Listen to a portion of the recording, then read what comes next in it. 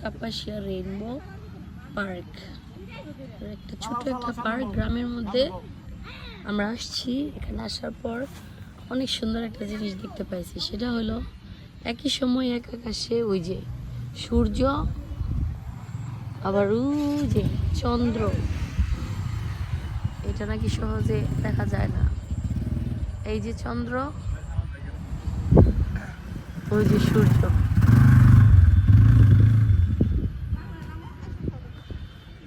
এখানে অনেক মানুষজন আছে, খুবই ভালো লাগতেছে। চন্দ্র আর সূর্য একই জায়গা থেকে দেখা হচ্ছে দিনের বেলা। তাও আবার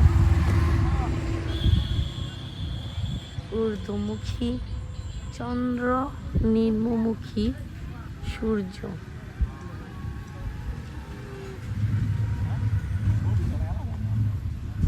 অনেক সুন্দর অপূর্ব দৃশ্য, মনোরম পরিবেশ, ঠান্ডা বাতাস, ভালো লাগতেছে অনেক।